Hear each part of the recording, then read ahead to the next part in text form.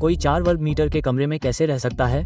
सालों की बचत के बाद एक बुजुर्ग दंपत्ति ने आखिरकार अपने पोते के लिए एक छोटा सा घर खरीद ही लिया। उन्होंने एक रियल एस्टेट एजेंट से मदद मांगी और 4 मीटर का एक अपार्टमेंट खरीद लिया। जैसे ही उन्होंने उसे देखा वे हैरान रह गए। बस एक बिस्तर लगाने से पूरी जगह घेर ली जाती और कुछ नहीं आ सकता था। ये सिर्फ सोने के लिए था। आखिरकार वे इसे बर्दाश्त नहीं कर सके और घर को नया रूप देने का फैसला किया। सबसे पहले उन्होंने एक फ्लो कैबिनेट बनाया। उसके बगल में उन्होंने एक गैस स्टोव रखा। रोजाना खाना पकाने की समस्या हल हो गई। उन्होंने खिड़की के पास काउंटर टॉप में एक छेद किया और एक सिंक लगाया जिससे बर्तन धोना आसान हो गया। चाहे कितने भी कपड़े धोने हो, उसके नीचे एक वॉशिंग मशीन फिट हो जाती थी। दीवारों को अंदर से टाइल किया गया था जिसमें एक छुपा हुआ पानी का टैंक लगा हुआ था। एक दीवार पर लगा हुआ शौचालय और दूसरी तरफ एक दीवार पर लगा हुआ शॉवर था। जगह पर एक पूरी तरह से कार्यात्मक बाथरूम, एक पुल आउट कैबिनेट और सामान रखने के लिए सीढ़ियां थीं। उन्होंने ऊपरी फ्रेम के लिए लोहे की छड़ों का इस्तेमाल किया, उसे स्क्रू से सुरक्षित किया और टिकाऊपन के लिए लकड़ी का इस्तेमाल किया। दीवारों पर मुलायम गद्दे थे। ऊपर बिछा एक आरामदायक गद्दा एक आरामदायक बिस्तर में बदल गया। दीवार पर बनी एक अलमारी नाइट स्टैंड के तौर पर इस्तेमाल की जा सकती थी और उसके पास ही आउटलेट भी थे। फोन चार्ज करने में कोई दिक्कत नहीं थी। बिस्तर के निचले हिस्से में बिस्तर रखने के लिए एक बड़ी अलमारी रखी गई थी और धूल को बाहर रखने के लिए स्लाइडिंग ग्लास दरवाजे के नीचे कपड़े लटकाए गए थे। सोने के लिए एक सीढ़ी ऊपर तक जाती थी जो छोटी लेकिन बड़ी थी। उन्होंने निचता और रसोई के धुएं को रोकने के लिए एक कांच का विभाजन किया। प्रवेश द्वार पर एक छोटा सोफा था जिसके पीछे मॉडल संग्रह के लिए एक डिस्प्ले शेल्फ था और उसके बगल में एक जूता कैबिनेट था। नीचे जूते, ऊपर किताबें, सभी धूलरोधी कांच के कवर से सुरक्षित थे।